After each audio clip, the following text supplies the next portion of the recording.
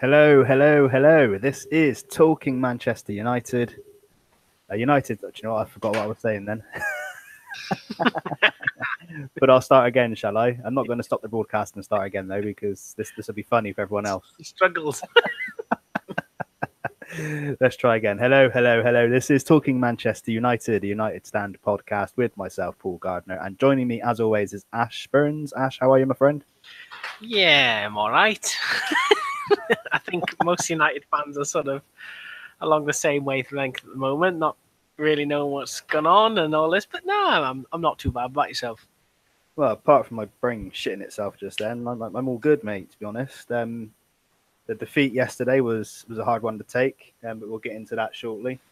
In fact, let's get into it now. I'm used to introducing the third person, but unfortunately, Jamie couldn't make it on tonight. We did approach Flex, but we haven't heard from him, so hopefully we'll get somebody on with us next week. We've got a list of people lined up, so I'm sure we'll work through them pretty quickly.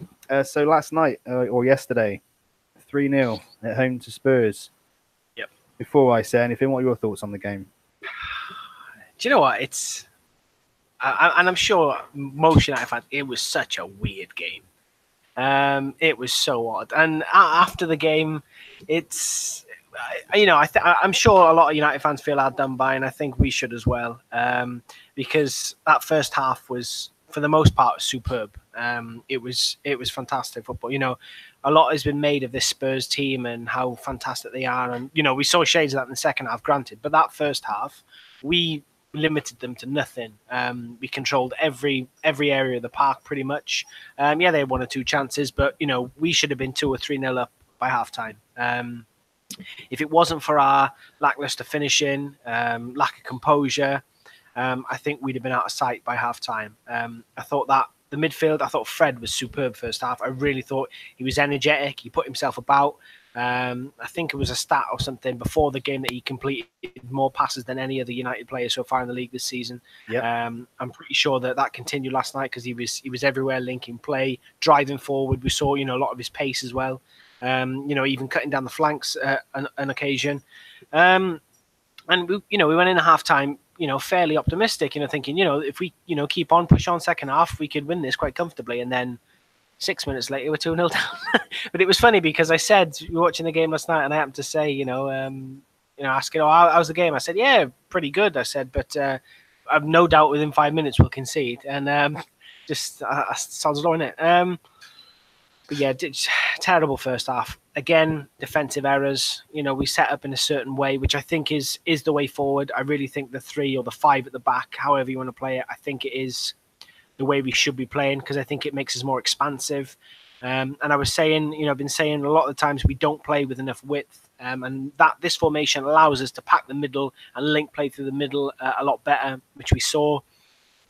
But yeah, it just so frustrating. I think the 3-0, Spurs were clinical. That's it. I think they had 5 shots on target and they scored 3 goals. Which is what I think what we were doing last season. There was games where we were having 1 or 2 chances and we were taking them. What was it 23 shots I think we had or something last night? Yeah, and like that. 5 on target. That's 7, it. That's it. Didn't put any of them away. And some sitters as well. So it's frustrating. There is positives, but it just only makes things worse for Mourinho. Poor bugger. I felt sorry for him last night because a lot of that was nothing to do with him. Yeah, I agree with what you said just a moment ago as well. About the... Oh, God, I've forgotten now, haven't I? You literally just said it. Go on. I can't remember. It's gone out of my head. The formation? No. Before that. I don't know. Linking the play, good first half. Oh, Jesus. Oh, no. No, what was it? It was in my head just then. This is what United are doing to us. I'm telling you. We're going to have to start drinking. That's it. It's because, as I said last week, I've just been absolutely flat out these last few weeks, working 7 days a week. And I literally got home about 25 minutes ago, and I was straight upstairs. I'm all over the place at the moment. But the game last night, that's it. Yeah, you're talking about Spurs being critical. Yeah. That's the one. That's where I was going with this. That is basically where the game was lost.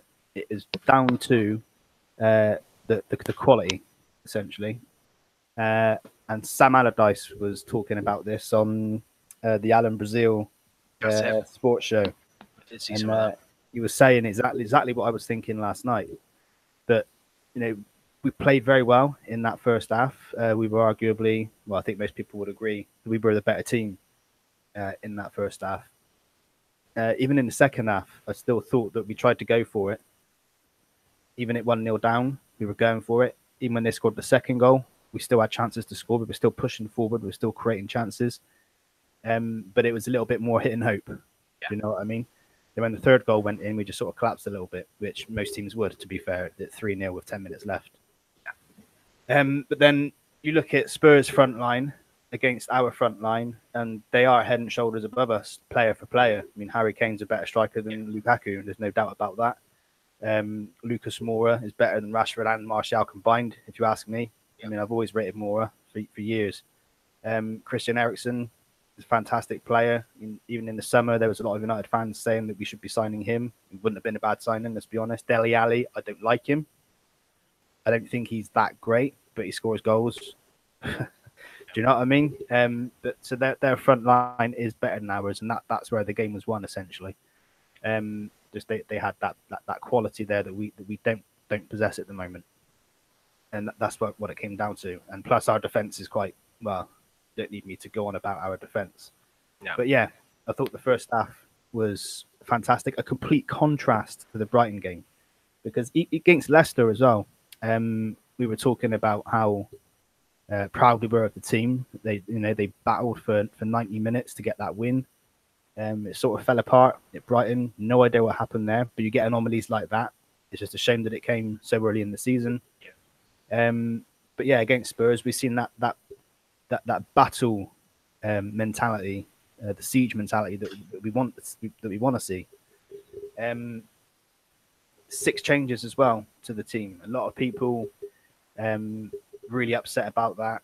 I was disappointed to see that both Lindelof and Bailly were taken out, both of them. Yeah, I expected a change up in defence. I expected one of them to come out and Smalling to come in. I expected that, although my team prediction from last week won't suggest that. Mm-hmm. But I expected that to happen. But to see both of them taken out, I was a bit disappointed by that, especially to see Jones coming in as well. But Jose knew what he was doing when he made those changes. We can always moan and complain, but like I've said to you before, like when Jose surprises us with a lineup, usually 9 times out of 10 it works. And you could say that to an extent it kind of did, really, because we were the better team for the majority of that game. It's just that that they do have, player for player, a lot of their team are actually better than our team. And that's just a fact. It really is. Their defense is better than ours. People can't argue with that when they're slating the likes of Jones and Smalling all the time and saying how rash Bailly is and giving Lindelof a hard time. So they can't turn around and say, actually, no, Spurs' back line isn't better than ours, because it is. Their front line's better than ours. And their midfield, you could argue that maybe it is better than ours. Do you know what I mean? So player for player, they have got a better team. And it showed when they scored those 3 goals. But we, if we had won that game, you would say that we deserved it. Yeah. I think, at least anyway. Yeah. Let's take a moment to talk about one player in particular. Yeah. And I think you know what I'm going to say. I think everybody knows what I'm going to say. Luke Shaw. I was going to say a different name there just to throw people off, but I thought no, just stick to. Yeah. Just behave, Paul. Just behave. Luke Shaw. Yeah. Unbelievable. 3 games this season he started, and he's been absolutely brilliant in all 3 of them. Yeah. And that performance against Spurs, I thought I was watching a different player. In fact, the people that were listening, there were 2 titles for this podcast. Yeah. There was the one we've gone with, which is "Told You So," with a picture of Mourinho and Ed Woodward. Basically, Mourinho saying "Told you so" to Ed Woodward. I did need a centre back, at least one, which is evident. We've conceded 6 goals in 2 games from defensive errors. And the other option was Reborn with a picture of Luke Shaw. I mean, Ash, what are your thoughts on Luke Shaw this season so far? Well, it's funny because what game did you miss that you didn't see? Was it the Brighton game or was it the Leicester game? I missed the Brighton game, but I did manage to watch it back. I think on the next day or the day after. although That's it. I was Yeah. distracted by my little one. So Because we were watching the podcast, and afterwards, we were talking. I think, who did we have on? Was it Matthew? Was it Matthew McFadden? Matthew with us? McFadden, yeah. Yeah, we had on, and Matthew and myself were talking about how good Luke Shaw was, and I remember you thinking, "Christ, really? Is this the same Luke Shaw?" So it's nice that he's continued. You know what? Just before you continue, I was actually looking. In fact, I was going to do it, but I haven't had time. I was going to look for a clip of us two talking about Luke Shaw. Yeah. At the beginning of, when Mourinho took over. Yeah, we were talking about Luke Shaw's future and how we thought it might have been beginning of last season. How we thought, he's probably going to be gone this summer. He hasn't really proven himself. Mourinho doesn't like him, and I was going to just find that clip of us talking about that and just play that, during this episode just for a few seconds. But I couldn't find it, unfortunately. I couldn't find which episode it was. Otherwise, I'd have done it. But anyway, yeah, carry on.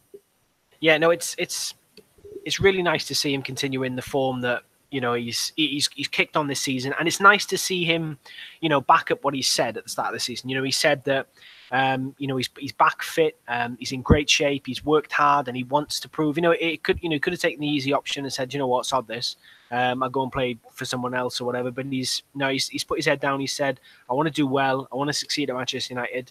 And it's great to see someone at Manchester United follow through, after their words with actions, because there's, you can talk as much as you want about Pogba coming out with his positive comments and this. He's not translating that onto the pitch. Diabolical again last night. But I think, with Luke Shaw, he's saying something and he's performing on the pitch as well, which is really refreshing to see. And I'm really glad for the lad. He's continuously performed this season. So obviously it's only 3 games in, but still he's been our most consistent player probably. And he's really showing the faith in Mourinho. And I think Mourinho is also repaying it, because you saw after the game, Mourinho goes over and gives him a hug, and encourages him. And it's really nice to see, because we all thought that, Mourinho didn't fancy him when he first came in and he was going to get rid of him. So it's really nice to see that he's taken Shaw, under his wing somewhat, and really put his faith in him. So it's great to see. And I'm glad that at least one of our back four can perform sort of consistently, because everyone else is absolute garbage. Either one game or the other. So it's nice, and I really hope he cements that spot down and has a good run at it, because as we've spoke for a couple of seasons now, we need a decent left back. That's been one of our biggest problems, and he's certainly kicked on this season. So I hope he carries it on. Yeah, and he oozed confidence as well with the ball at his feet. He ran at defenders, he cut in, he went down the line, and he gets himself into some really good positions as well. I wouldn't be surprised if he scores 3 or 4 this season. Yeah. The positions he gets himself into. I think he had a couple of shots, didn't he? Yesterday, one of them looked like it was on target, but it was blocked. But yeah, a fantastic performance from Luke Shaw. But the reason we didn't go with the Reborn title with Luke Shaw as the image on the thumbnail is because I was just saying to Ash just before we went live that this happened with Shaw, and I don't like to put a negative spin on this, but we've seen this with Luke Shaw. I think it was last season. I wanted to say earlier this season, but it wasn't. This season just started. Yeah, it must have been last season. Time goes so quick, I lose track. When Luke Shaw had those 2 or 3 good games, and then he had a really bad game, and then he was dropped from the team, and then he struggled again to get back in, and then we've seen Ashley Young sort of take the role. Yeah. So let's give it a couple of games. Obviously, give him praise now because it's fully deserved.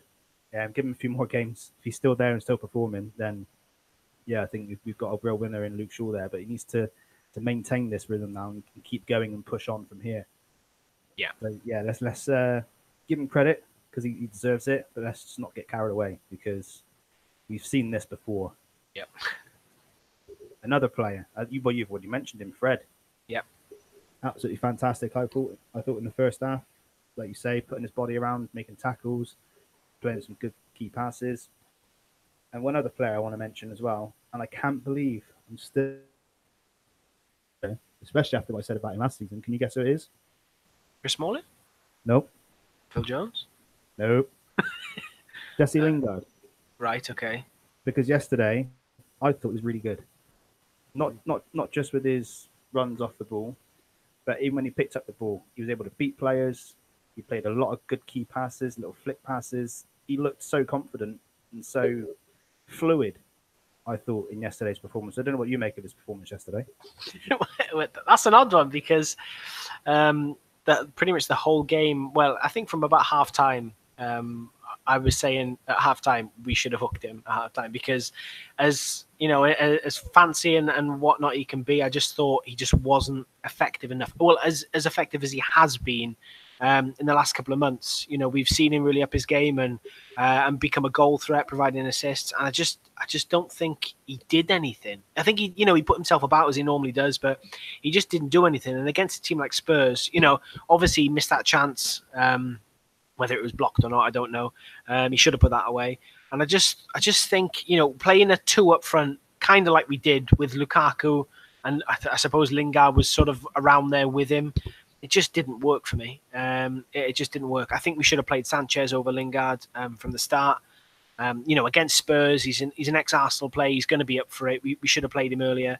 I just don't think he did it for me. I said for most of the game I wanted him to be substituted. I don't think he did too much apart from the odd flick around the corner and whatnot. But yeah, he really frustrated me last night because, as I said, he's improved so much. I want him to do well, but no, against a team like Spurs, you've got to be clinical. You've got to finish your chances, which he didn't do, and not just him. There was a couple of players, but I think you've got to be doing better for me, especially if you're going to play up front for Manchester United. Well, I think this is one of the very few times where me and you have actually disagreed on something. Yeah. Yeah. Another one. It does happen. I was just looking back through my halftime tweet or halftime thread, which got absolutely zero interaction. Disappointed with that. Probably because it was like 5 tweets and people probably thought, yeah, I'm not reading all that. But I was just reading through my tweets from halftime yesterday, and in my tweet with Lingard involved, I've put Lingard has had good spells, making good runs and playing some key passes. So that's all I put for him there. So maybe I've just overplayed it a little bit there. But I still think that, I was impressed with him. When we were playing that fluid football, I still get carried away. But there was a lot more aggression and there was more fluidity in our football in the first half yesterday. And at least from my point of view, Lingard was involved in a lot of that. And I thought that he did all right. I will say one thing about him that I've just thinking back at the game. The one thing he did do well was try and provide options and run the channels. And that's one thing I should have said really, but sort of overlooked it, was he wasn't receiving the balls that he should have. I think Pogba was again poor, as I mentioned before. He wasn't finding him. His passes were off, and every time Lingard either got through the middle or looked to run off the shoulder, made some good darting runs, open space, he just wasn't receiving the passes. I think that's probably stuck in my head quite a lot as well. And maybe, I don't know, his pace or his aggressiveness maybe wasn't as much as Sanchez, for example. Maybe he'd have done a little bit better in that respect, but you can't really blame him for that. The passing was off. So, yeah, maybe I've given him a little bit too much criticism, but yeah, it is what it is. What did you make of Antonio Valencia's return to the team at right back? Okay, I think. Again, I think you mentioned it a couple of weeks back. Was it last week or the week before? He does provide us with width. He does like to get his some white on his boots, and he did so. He did so last night. He did get wide. He got into some good areas, but again, his crossing ability just lets him down every single time. If he could cross, he'd be fantastic. But he just couldn't hit water. He fell out of a boat. The poor kid. He's just horrendous at crossing the ball. But it was nice to have that width back. Who was on the right? I can't remember who. There was someone interacting with him a lot on the right. I can't remember who it was. Ander Herrera. That's it. It was Ander Herrera. Yeah, Ander Herrera. But yeah. Yeah. And it was nice to see, but I just wish he could whip a ball in. I think we'd be fantastic. I think if he could practice putting that ball in Lukaku's head in the middle, I think we'd be great. But yeah, it was good. He always gives a decent outlet down the right. Yeah, he lost the ball a couple of times, but he's always energetic. He's always powerful. He's always aggressive. So yeah, it's nice to have him back. I think.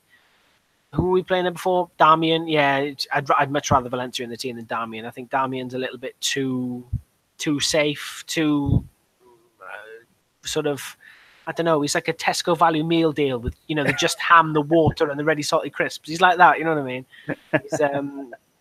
Valencia gives you something a little bit more. So yeah, I'd be keeping Valencia in at right wing back. Yeah, so we had Darmian I think played the first and third game with Young featuring it right back in one of the no, I think it was Valencia. Darmian played the first game, and I think Young played the second game at right back, didn't he? That's it. Yeah. We've got a third consecutive right back in 3 games. Yeah. way to keep a consistent back four. I'll be interested to see when Diogo Dallo is going to make an appearance. Because He'd be next. We'll make it 4 out of 4. Yeah. Well, look, Valencia, like you say, offensively, he was just Antonio Valencia. But I think having him back in the team, I thought did make a difference yesterday because, like you say, he's a battler. Yeah. You know, and he'll give 110%. And I think you need that out of every single player. So having a player like that back in the squad, it doesn't hurt most of the time. How about Paul Pogba then? Is another talking point. Garbage. That size says it all. Garbage. I'm losing my patience with him. I'm with you. There's one particular moment in that match that sticks out for me. Is the one you retweeted where he was faffing about with it and passed it out? That's it. Yeah, and then he got pissy at Ander Herrera for not making a move. It's like, well, no, you had a perfect opportunity just to slot it back to the keeper and move forward. Yeah, because the keeper had about 3 or 4 options to play the ball out.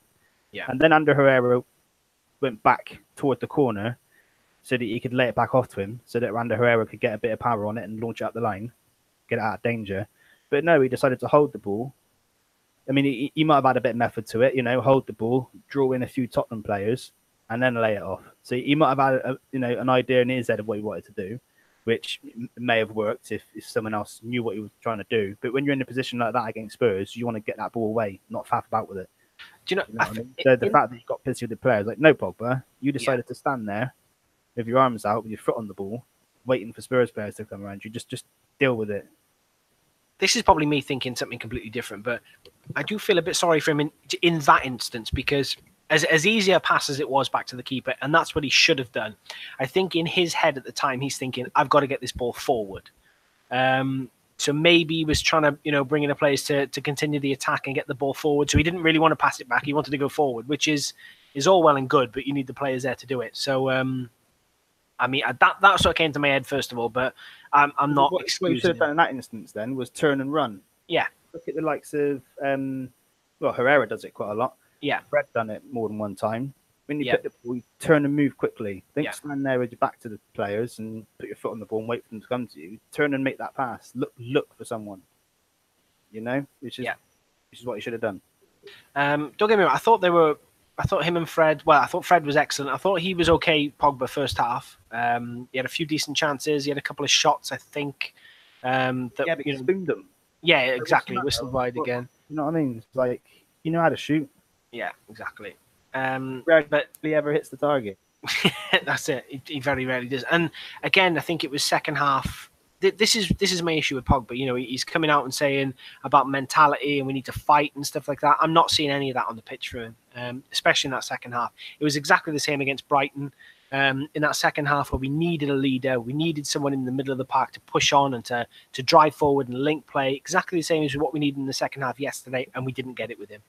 I mean, I had, I'm not going to say a falling out, but I had some discussions with some United fans yesterday about the personnel on the bench. I was not happy to see Andreas Pereira out of the squad yesterday. Don't get me wrong, I didn't expect him to start, but I really think we should be playing Andreas Pereira as an option over the likes of McTominay and Fellaini. Yes, Fellaini is... drop Pogba for Burnley and stick Pereira on. You would? I would, absolutely. Yeah. I mean, and that's, halfway through that second half, we needed really someone who could link play, who was aggressive, who was good with the ball at their feet and get us moving. And he brings on Fellaini to play hoofball. And it's, I mean, granted, it has worked in the past and I can see it. And Fellaini, he did play football in the second half at some point, but obviously not great. But this is the frustration. I mean, we've got a player in Andreas Pereira who's hungry. He wants to win. He wants to be in the team. He wants to fight for his place. We know he's a terrier when he gets on the field. He wants to win every ball, and he's got quality on the ball as well. So to have the likes of McTominay and Fellaini in the squad ahead of him, it's really frustrating because in that second half we could have done with maybe taking Herrera off in that sense, and bringing on Pereira and linking the in midfield with Fred and Pereira, and dynamism in midfield and the willingness to push forward, and we didn't do it. So again, as I said before, I don't blame Mourinho really for yesterday's loss, but I do blame him in some respects that he should have made better substitutions again. And it's frustrating in that respect. He doesn't help himself. I don't think he's completely to blame. I think he gets a lot of unneeded stick, I think, and he needs support. But I think some of the decisions he doesn't help himself with. No, no manager is perfect. At the end of the day, managers are going to make decisions that are going to be incorrect. Managers are going to make decisions that aren't popular with the fans. There's been, and I know for a fact because I've been that person who's been disappointed with a personnel decision that Mourinho's made.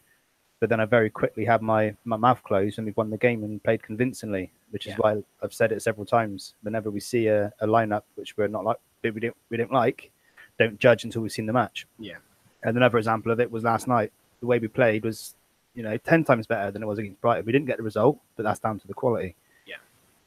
End of the game, as you said earlier, Mourinho went onto the pitch and he consoled Luke Shaw because you could see Luke Shaw look gutted, but they all did, really, to be fair. And he went on and he consoled him and went to some of the other players and give them a pat on the back as well and put an arm around them. And then he walked over to the fans. I mean, I watched that and it was so nice to see that. The fans that stayed there and they were clapping and chanting his name, and he just sort of stood there and looking at them, clapping them, with that look on his face of like, I appreciate this, thank you. Picking up that scarf, clutching it under his arm, And what did you make of all that? I mean, there's a lot of speculation that quite a lot of people said that this is Mourinho saying goodbye because that's the sort of thing that players do on their last game or something like that. They got to the crowd and they'll clap them and give them a wave and things like that. So a lot of people were saying that farewell. Was one tweet I seen someone else saying this is his last game. He's saying goodbye. I mean, I don't think that's the case. I literally just think it is the fact that the fans have stayed and applauded, recognizing that we didn't just roll over and let them beat us. We actually fought to the end, and fans stayed to applaud that. I think Jose recognized that and went over there and said thank you to them. Yeah. And what did you make of it? I mean, at the time, it looked a bit worrying for Mourinho. Don't get me wrong. As you said, we've seen it time and time again. It was a bit odd behaviour from him. It was great to see. Don't get me wrong, but it just looked a bit. Yeah, it looked a bit sort of emotional, and it was kind of weird. So I'm assuming that that all is well. I mean, there's a lot circulating today saying that it's not the case that he'll be leaving and whatnot. So. That's encouraging, but no. If it was just the case that he's doing that to show the support, then fantastic, because he was given a lot of support last night, which was great. I mean, the team, for large parts of the game, played to the standard that I think he wants, and he set the team out in a certain way, which the fans have been calling for. By the way, we've been calling for expansive, attacking football, and we got that last night. But I mean, I think we got. Maybe fans are starting to understand why Mourinho is playing the way that he plays due to this squad. I mean, me and you have said it for a while, haven't we? We haven't got the players, I don't think, that suit Mourinho's style that he aspires to play. I think he wants to play in a certain way, but he just hasn't got the players to do it. And I think last night proved a point. We tried to play in a certain way, and we just got absolutely torn apart defensively because we haven't got the personnel. I mean, which was, I'm hoping it'll open some fans' eyes. Me and you have known this for a while. Oh yeah, definitely. So it was in that respect. But no, going back, I mean, it's great to see, and I love this presser afterwards as well. I really think if it was me, I'd have lost my rag with the media a long time ago, because the amount of criticism he comes under is ridiculous. I mean, even the commentators last night. They were loving it when United and Spurs were on top, and they had everything to say positive about Spurs and hardly anything about United. And they're just loving the absolute sort of, for want of a better word, shitstorm. Sorry, but that's surrounding the club at the moment, because obviously it sells papers, it gets clicks and whatnot. So for him to hit back and give it back a little bit was nice to see. we all love a fighting Jose Mourinho, and this season he seems to have come out fighting, but he just needs that little bit more support. And I think, especially for the players, they really need to pull their fingers out and work hard and become clinical and aggressive and consistent. I think, and I think we'll see the best of him then. Absolutely, and yeah, with that press conference as well, the not the post-match interview, which I thought was also really good, but the post-match press conference. Obviously, I haven't seen all of it, but there are a couple of clips. The first clip to be released by media, surprisingly, was him flipping out and obviously going on about that he's won 3 titles. It was just it portrays him in a negative way. But then you see the longer clip, and then he's talking about how, you know, he's having a go at the journalist, saying, "Look, hang on a minute. When we lose and play badly, or when we play badly or negative, that becomes the problem." And so now we're playing, you know, aggressive, attacking football, and now that's the problem because we didn't win. So what is it you want? Is that they're always looking for a reason? Yeah. You know, something that suits their agenda. Yeah, it is. And that's the first time I've actually ever used those words, media agenda, because we did actually discuss this, didn't we? I think it was either toward the end of last season or the beginning of last season when there was last season, I think. Yeah, when there was this whole thing about, you know, an agenda against United, and I sort of laughed. Obviously, it's ridiculous. But, you know, I think that was more to do with the referees and the officiating. I think that was, wasn't it? Oh yeah, that's what it was. No, you're right. Yeah, that's what it was. That's what it was. But yeah, in terms of the media, though, oh yeah, massive agenda. I'm not surprised he got angry. And I mean, look, the last manager, Louis van Gaal, how many times did he get a bit crazy about the media? At one point, he pulled out a bloody pad with line graphs on it. For I think, you know what I mean? Yeah. And list the stats and all that. I mean, that's what the media does to you over here. Yeah. And these foreign managers, they're not used to it. The foreign media is completely different. Well, actually, no, I can't say that about Jose. He's been in the Premier League for ages, but you know what I mean? Yeah. But, okay, look, Mourinho, in or out? In. Good. That's what I just ask. So I'm sure. Nah, he needs support. It's not just him. You know, it runs a lot deeper than just Mourinho. Obviously, he's got his flaws, as we mentioned before. He needs to tweak some things. I mean, last night was a good start, that first half. We need to be aspiring to play like that.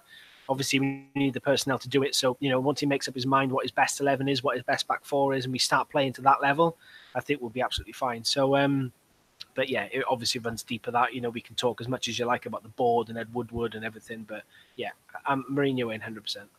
Excellent. Well, it's Burnley up next. But before I jump into that, did you have anything else to add to the Spurs game? We need to take Phil Jones somewhere and put him on a bus or a boat and sail him off and never see him again. Yeah. No, apart from that, no, that's fine. Just thought I'd say that. Oh, Smalling was good in parts. I'll give him that. A few great tackles. I don't praise Smalling enough, so when he does something good, I'm going to try and praise him this season. Yeah, I did actually tweet something about Smalling and Jones. I'm just going to find it now. Yeah, so I put... let's just open the thread. Yeah, so I put... halftime, it's been a much better performance than I expected. Almost every player has given 100%, almost being key there. A complete contrast to the Brighton game. Jose knew what he was doing, making those changes, although I was disappointed not to see Bailly or Lindelof start. However, despite some awkwardness on the ball, and Jones lucky not to give away a penalty, him and Smalling have made some important tackles. So, yeah, so, you know, they did play their part, but again, they were just being Smalling and Jones. You know, they can make a fantastic tackle 1 second, give away a penalty the next. Well, I don't think Smalling was terrible. I thought he was all right, but Jones, again, he gave away what was a penalty. It looked like, in my opinion, should have been a penalty. He was at fault for the Harry Kane goal, just didn't fancy jumping with him at all. And then second goal, I think Ander Herrera, but you don't play Ander Herrera centre-back. He was 5 yards onside, playing everyone on. You know, and third goal, you can't really do much about, I don't think. I think Smalling sort of fell over when Moura was running at him, wasn't it, or something like that? So, right, you know, Lucas Moura would do that to most centre-backs. Yeah, exactly. He's very quick. He's got pace. Yeah. And some people didn't want him for 25 million in the summer. Just saying, right wing, yeah. Yeah, I'm done. I know. I'm done talking about Spurs. Right, let's move forward then to the Burnley preview. Do your stuff. Yeah, weekend. Burnley away, Turf Moor. Rumoured that the plane's going to go over with Ed Woodward out on it. I don't know. I'm sure we'll have to wait and see. So, yeah, looking at their previous couple of games, they've had a 0-0 to Southampton at the start of the season. Then they got beat 3-1 by Watford. They got beat 4-2 by Fulham.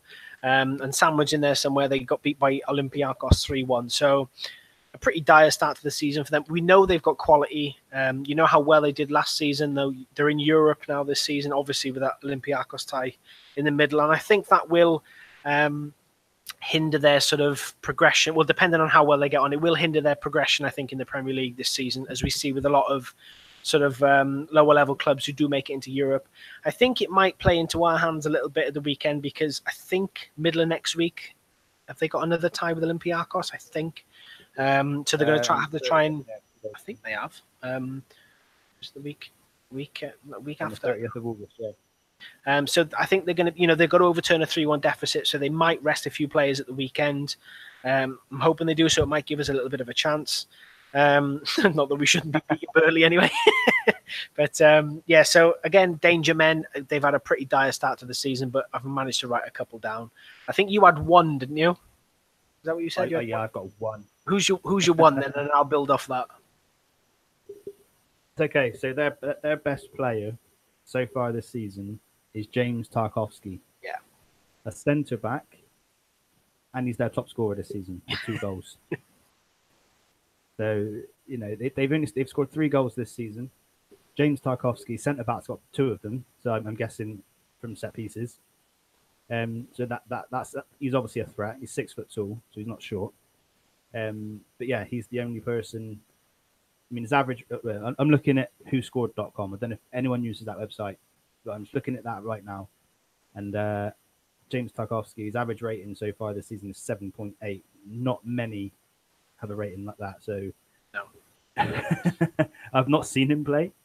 So no. I mean, I'm just going by what I can see here.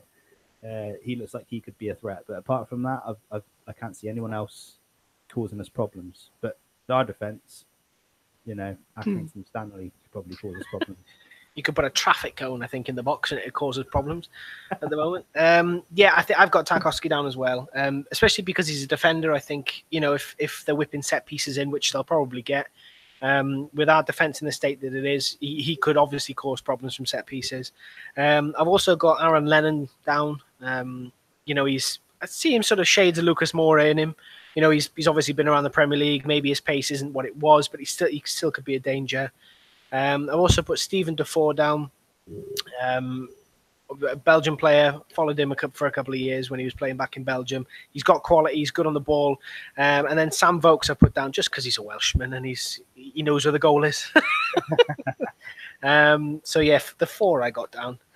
Whether it remains to be seen how well they'll approach the game, if they will rest players, if they'll have one eye on the cup tie against Olympiacos, who knows? But I fully expect us to go into this game again, try and build on what was good in the Spurs game, and try and play with the same aggressiveness and high press that we did, because we haven't seen that.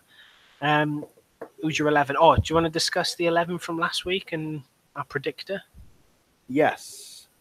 How many did you get right? So I got 5. I got 6. So you're winning again. I got De Gea, Smalling, Shaw, Pogba, Fred, and Lukaku. They were the 6 that I got.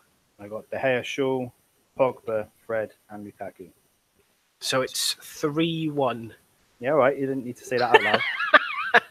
Oh, don't worry. It'll collapse. It will collapse. I've no doubt about that. So go on then. What is your 11? Or do you want me to go first? Do you want to go first with 11 against Burnley? No, you go first. Go on. Okay, so I've got David De Gea in goal, obviously. I've kept Valencia at right back, and I've kept Shaw at left back, because I think obviously the 2 that are going to be, well, hopefully mainstays in the team. Chris Smalling is almost 100% certain, I think, to start following Mourinho's comments. Who do I put with him? I'm going to go with Eric Bailly. I don't know if he's fit. I'm going to put Eric Bailly in there. Smalling and Bailly, why not? God, that could work out fun. So yeah, Valencia, Smalling, Bailly, and Shaw back 4.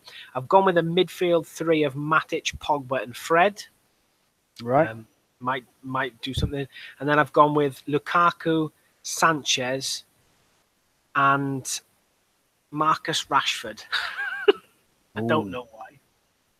Well, I think our team is literally one player different. Oh, okay. Which player is it? I've gone with Lingard up front instead of Rashford. Oh, okay. That makes it interesting. So I've gone Valencia, Smalling, Bailly, Shaw. Is that what you went at the back? Just more, yeah. Yeah. And then Matic, Pogba, and Fred. Yeah. And then Lingard, Lukaku, and Sanchez. Oh, okay. Lingard for Paul, I'll say. So I've got a note of what's down. Okay, so identical. Okay, good. I like that. That's nice and makes it easy, doesn't it? So that's predicted. If I had it my way, probably would. Not you. My Alexa's gone. I've said something and it's made my Alexa, shut up. I think. Well, would I make any changes to that? Yeah, I'd take Pogba out and put Pereira in against Burnley. But because I just think that Pereira might offer a bit more than Pogba at the moment. But yeah, maybe it's just me just being fed up with Pogba. I mean, when it came to it, if I actually had to pick the team, I probably would put Pogba in because we all know what he is capable of when he's on his game. Maybe I'd put Pereira in instead of Matic. Yeah, I think that's what I'd probably do. Put Pereira instead of Matic. I'd probably put as well. I'd swap Rashford onto the left, Sanchez on the right, and I'd replace Martial for Rashford. I think that's probably what I'd do. Just to give Martial a bit of a run. We've seen shades of what he can do. I think he was okay in flashes against Brighton when we managed to get in the ball. So I think that's probably what I'd do, but I don't think that's what Mourinho's going to do. No. Score prediction. I think we're gonna. The players are going to be. Yeah, they're going to be gutted about the result, but I think they'll be encouraged and uplifted slightly by the performance. Yep. Knowing that they can do that, and I think they'll do that again against Burnley. And I think if we do play that again against Burnley, I think we'll cause them some trouble, especially their poor start to the season they've had and the goals they've conceded. I know I predicted a 3-0 win against who did we play? Brighton. And that obviously didn't happen. But I don't know. It's just something about the way we played against Spurs, Mourinho's reaction, some of the things the players have said after the game, some of the tweets that the players, like David De Gea, for example, one player in that team who you would think was probably the most pissed off. Yeah. He tweeted about half an hour before we started recording a picture of the Man United players all with their arms around each other, like before a game. And this tweet said, "United now more than ever." There's things like that I've seen with it, especially after that result. Yeah. I don't know. I just got a feeling about this game against Burnley. I just think we're gonna put in a good performance and get a good result from it. We need it. Like it's due. It's coming. I'm feeling positive. I'm gonna go 3-0 again. Ooh, okay. 3-0. I've gone 2-1. To be honest, I'd take ever the realist. Yeah, obviously. No, got to hedge my bets. No, I think I'd like to see a really good performance. It's one of those things where you just know a team are having a terrible run and they just happen to show up against Man United. I hope that's not the case. Again, I hope that they've got one eye on Olympiacos midweek, and I'm hoping we can take them apart. Let the horses run free. Let's put some goals past them and get some confidence. Absolutely. Lovely. Over to Twitter then. Over to Twitter, yeah. So tweet went out as usual. Recording the podcast. Give us your topics below. Mr. McFadden, thanking you, Matthew. He says, despite the shocker of a result, our performance, particularly in the first 45 minutes, were good. Is this due to the 3-5-2 and the wing backs having the flanks to themselves, or was it a change in tactics that resulted in the good performance? I do think it is mostly the tactics. Obviously, the personnel changes as well helped. I mean, you can say putting Smalling and Jones on was a mistake, but look at Lindelof and Bailly when they played against Brighton, an absolute horror show. They actually played worse than Jones and Smalling have ever played together. Yeah. And when Lindelof came on against Tottenham Spurs, sorry, my brain is shitting itself.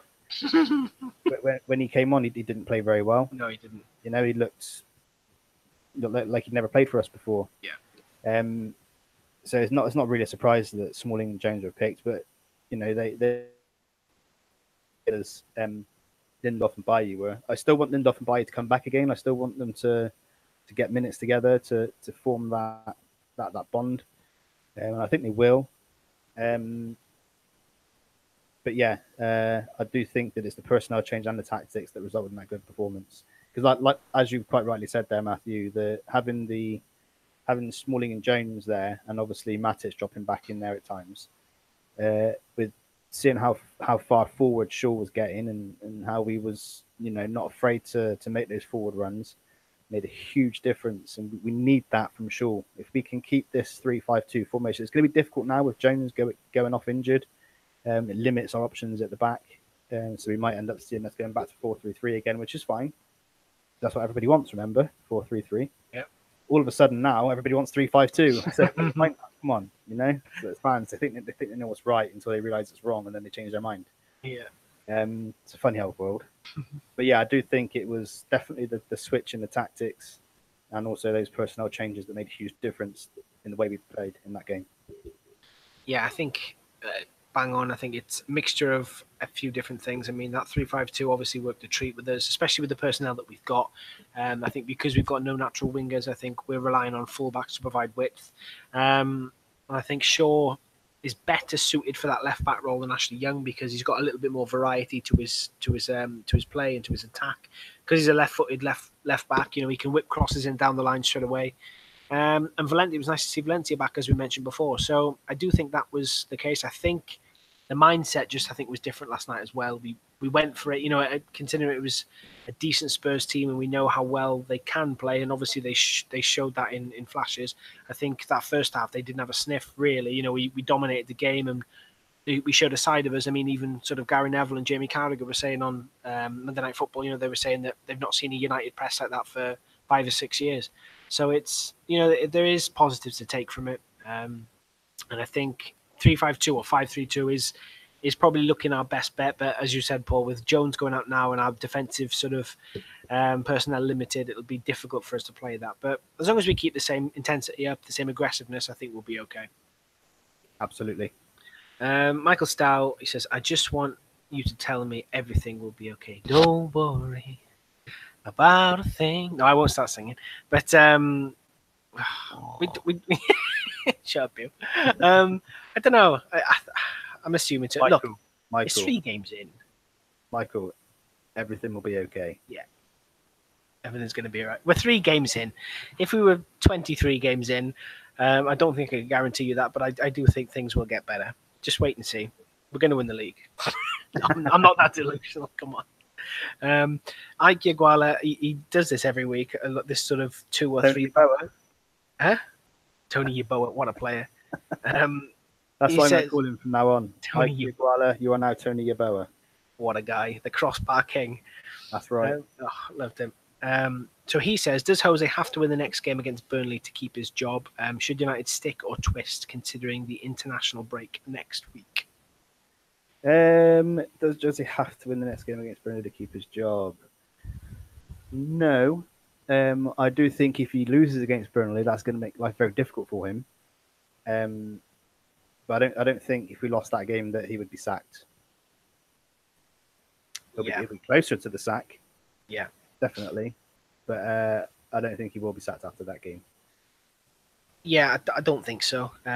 Something monumental would have to happen. We'd have to get battered like 7-0 or something, I think. And maybe that could force something and we'd have to have a complete collapse and him start undressing on the field going absolute nuts. I don't think that'll happen. I think we'll be okay. But did you happen to see, I don't think it'll happen. Did you happen to see Edward Wood and the other bloke sitting by him? Did you happen to see that clip? I've seen a few shots of them in the stands. Did you see the one with that bloke sitting next to Wood sort of rubbing his face quite sort of slyly and mouthing something to Edward Wood, which a lot of people are said sack him. And then Edward replied quite sheepishly, yep, or something to that effect. I don't know if that's what he said. No, I can't imagine that 2 professionals like that would say something like that in the stand. No. People sat around them.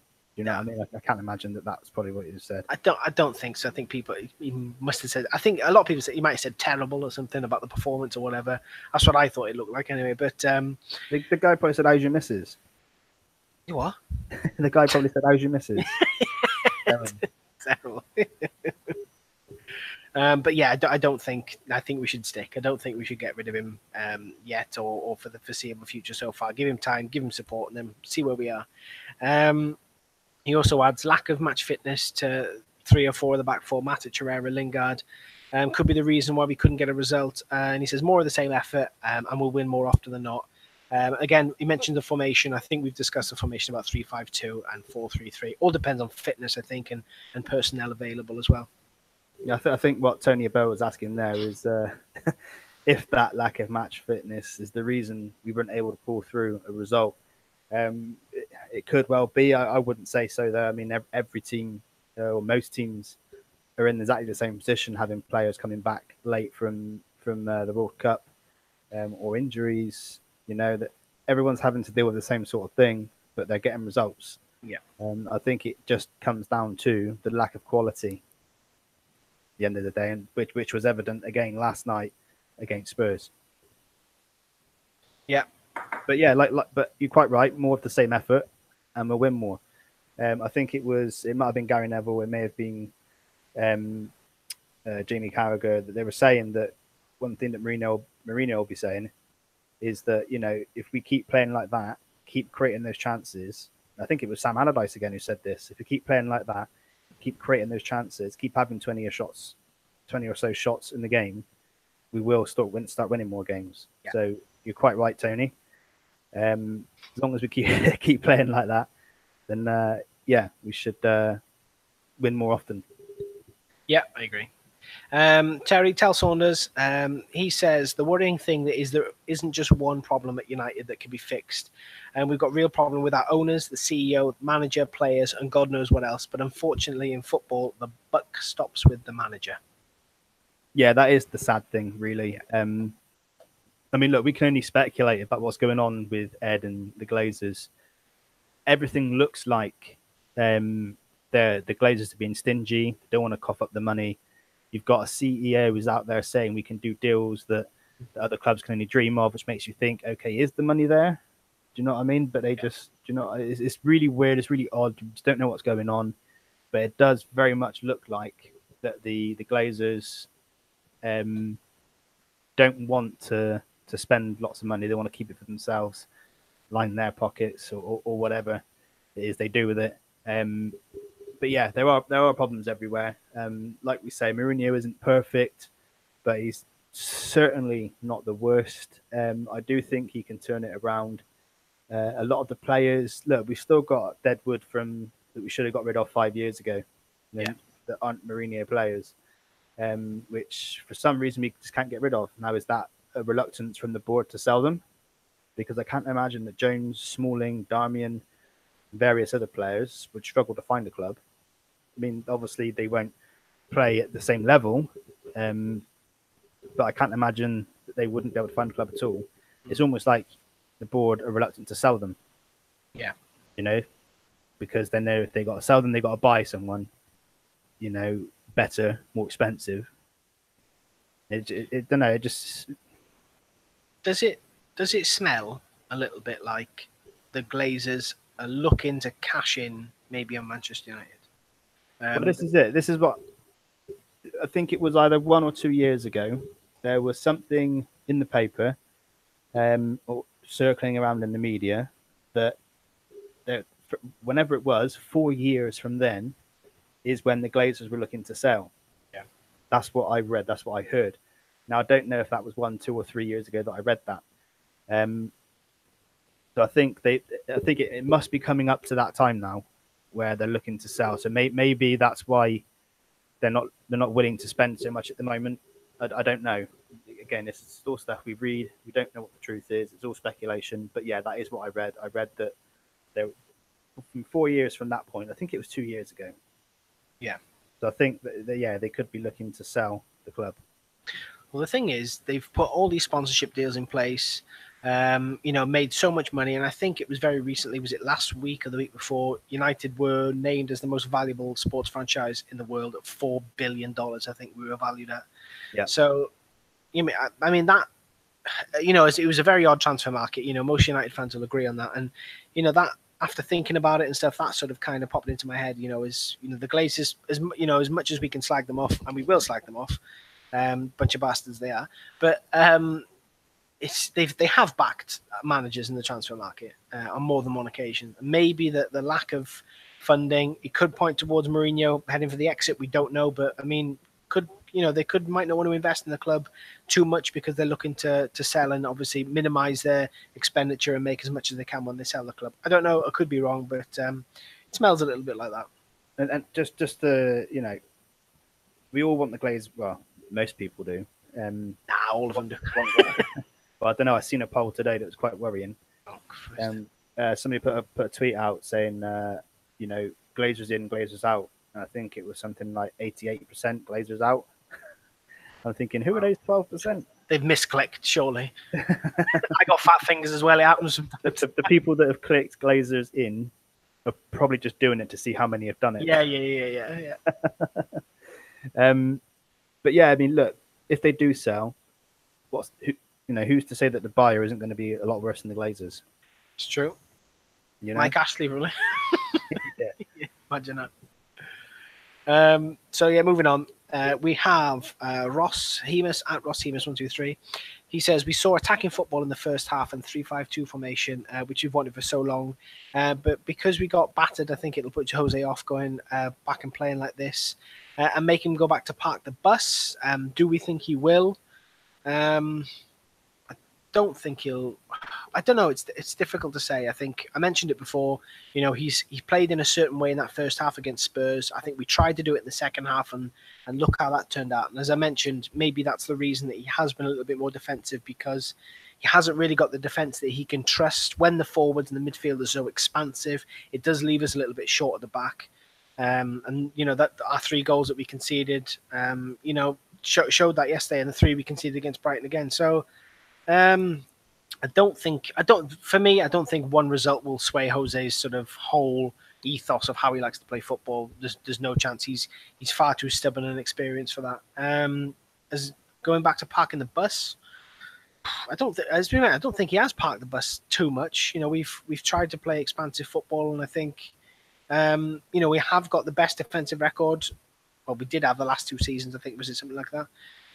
But we have tried. We haven't parked the bus. We've just played sort of mindful football that suits the squad that we've got. So I don't think so, and I don't think it'll put him off as well. So no on both counts for me. Well, I think you've pretty much covered all those points, all the points that I was gonna mention. Then, it's like you said earlier in the podcast, both of us have been saying it for a long time. We play the way we do because that's what suits the level of quality we have. Yeah. And like you said, we played the attacking football that we all want so badly, the high press. And look what happened. We ended up conceding 3 goals. Yeah. The one positive you can take from that, it's during the first half, we did it so well, they didn't have a chance to score. But that was only going to last for so long. Yeah. You know what I mean? If you can do that for 45 minutes but not score, then you're going to get more frustrated, tired, and that's when mistakes happen. And that's exactly what has happened. That's what happened with Liverpool so often last season. Although they finished the season well and got in the top 4, the difference was that they didn't have a plan B, so to speak. Yeah. So come 70 minutes, they're knackered, and they lost 1 or 2 games in that final stage of the game, because that's what happens when you play like that for 90 minutes. Yeah. So yeah, we saw the attacking football. I don't think the result will put Jose off playing it, especially against Burnley. But I think if we come up against another difficult team, we might see the 6 in the back line, 11 men behind the ball when we're defending, and then struggling to get out again. Because that by doing that, and we've seen it so many times over the last couple of seasons, works defensively in terms of keeping clean sheets and nicking the odd game 1-0, 2-1, or whatever.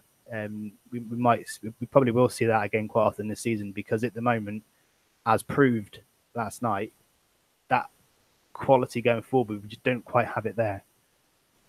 But in the same breath, if Sanchez can stay fit and he can get in form, if Rashford can maybe find a bit of form, if Lukaku can start banging in some goals, then maybe we'll see that 3-5, the attacking football in general, a bit more often. It just all depends on the players really, and whether or not they can step up. It's a fantastic segue into the next question. So thanks for that, Paul. He says, Ross also adds, do you think Lukaku will perform this season? I like Lukaku, but against Spurs, he was dreadful. And I can't help thinking that this will affect his confidence going forward. What do we think? See, for me, Lukaku, I don't think he has a problem with confidence. Yeah. Look at him at club level every season. He scores a lot of goals. International, Belgium, he scores a lot of goals. I don't think much will damage his confidence. He had that dry spell last season through January, I think. Bro didn't score much, but he kept going and he found his form again and started scoring again. Yeah. There's not much I think that can affect his confidence anyway. He's been around too long in the Premier League. He's been in Premier League for what, 6, 7, 8 years, something like that. I don't think there's much that can affect his confidence. He needs service. He didn't play very well against Spurs, but let's be fair. Where he likes to be, in the penalty box, he didn't get that much service into him. I thought anyway. Once he starts getting that, if Luke Shaw can start banging in some crosses, if Valencia can start banging in some crosses, if we can get some good, play through the middle into Lukaku's feet, then maybe we'll start seeing him score some goals. Yeah. But yeah, in terms of his confidence, I don't think there's much that can affect his confidence. Yeah, I'm exactly the same. I think he's got the type of mentality. If anything, I think that Spurs game would have helped him. I think it would have made him more determined to work harder because we've seen that in multiple interviews and seen him speak everywhere. He's so driven and he's so willing to improve and work at his game, which a lot of players, they haven't got that mentality. So I think it'll only help him having a poor game like that and missing some fairly easy chances. I mean, the open goal was. Yeah, he was running, at full speed on his weak foot, but he still should be scoring that. There was a header, I think, sort of midway or 3/4 of the way through the first half. I think he should have done better with. But I think it'll only help him. I don't think much can damage his confidence. He's a very, very assured lad. And I have no doubt he'll come good this season and score a lot of goals. Let's hope so.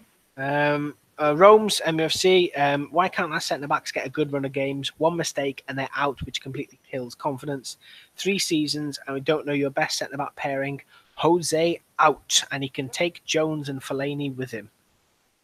It is a good point about our centre-backs not getting a good run of games. Yeah. Like I said earlier, I was disappointed to see both Lindelof and Bailly taken out for the game against Spurs. But at the same time, it's kind of not surprising when you see their performance against Brighton and how horrific it was. Yeah. Every game Bailly plays, he looks like he's going to concede a penalty. Yeah, it's true. And Lindelof, I don't know what happened. That was quite a freak game. I don't know if it's just a freak game against Brighton, but he's not normally that bad. Whereas Bailly is just so inconsistent. He can have 2 or 3 really good games, and then he can just be a liability for the next game. But I do agree with you to just take him straight out like that. We've seen Louis van Gaal do that a couple of times as well, namely with Timothy Fosu-Mensah, when he conceded that penalty, which wasn't a penalty. Yeah. And then he took him off and then just dropped him, didn't play him again. At least not for a while anyway, I don't think. But sometimes in situations like that, maybe if it wasn't against Spurs, maybe both of them wouldn't have been taken out. But because it was against Spurs and they've done it before, Jones. Yeah, true.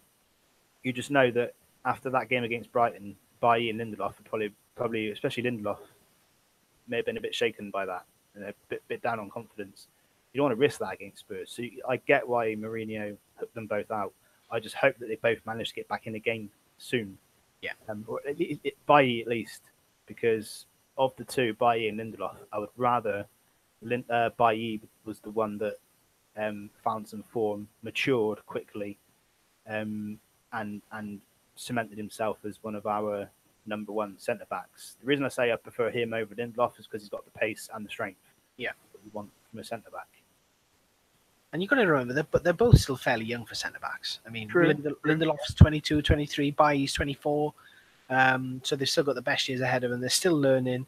And the thing with us, we haven't got that leader in the central defence, that experienced centre back to lead them and guide them, and to and to give them guidance and help them mature as players. And I think that's one thing we massively missed in the market over the summer. We needed that experienced head, that leader at the back, and I think that would have not only helped our defence because of that player, but it would have had an impact on our younger centre backs as well, and given them confidence and more experience. So I think for the time being, until we bring in a centre back, someone who can do that, I think their progression, I'm hoping it won't be limited, but I don't think they've got really as much opportunity to learn and develop as they could do.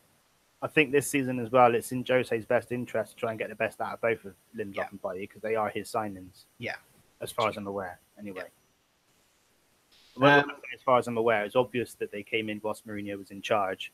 But I don't think the reason I said I assume is because I don't think Pogba is a Mourinho signing.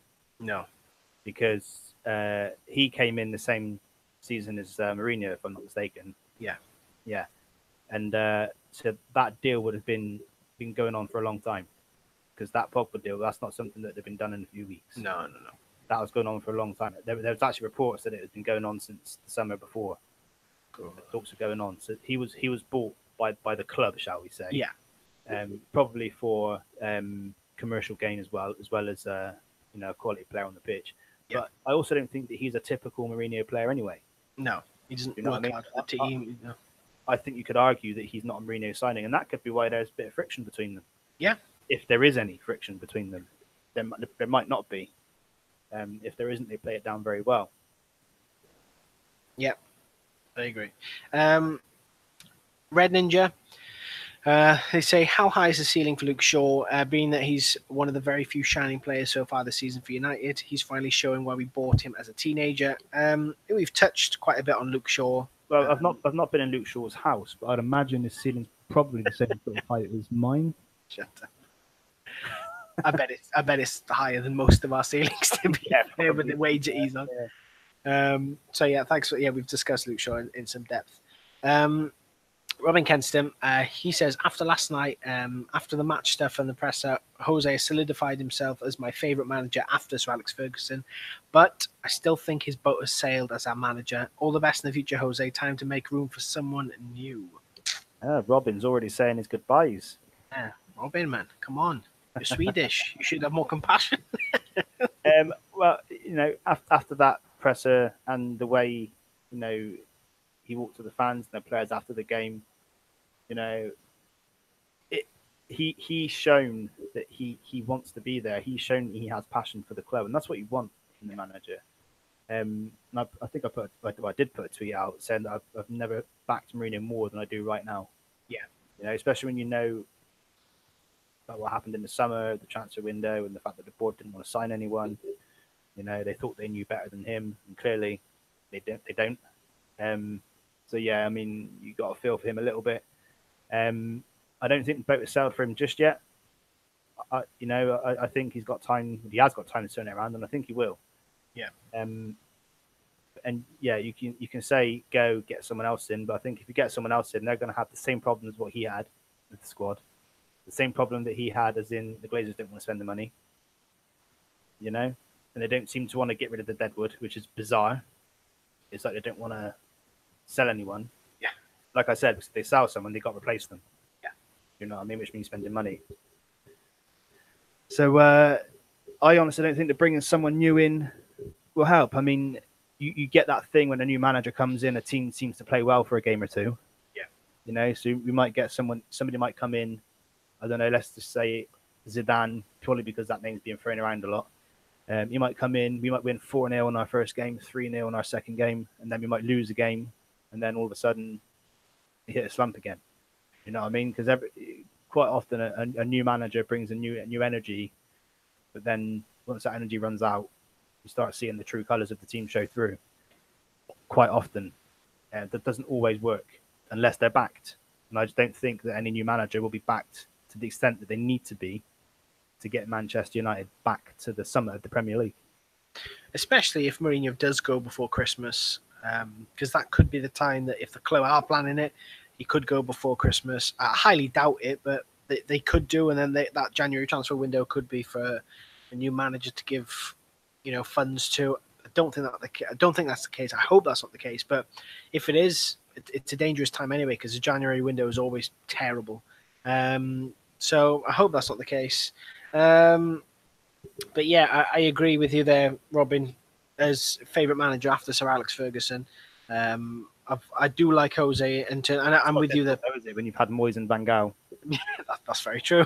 But no, I like what you said as well, Paul. You've never been more behind him after the break, because that's what we want to see. We want to see fight. We want to see passion. If Mourinho would have come, gone into the post-match press conference moping and depressed again, but no, he had a fight. He fought back. He stood up to the media, which he needed to do, which was long overdue. And he showed, some bollocks. What we need from a United manager, especially facing the press. So yeah, I'm with you there. And then to finish us off, Mike Zoltan, he says, despite the terrible second half, United actually looked quite good in the first with a back three formation, allowing the wing backs to move up the pitch and provide width.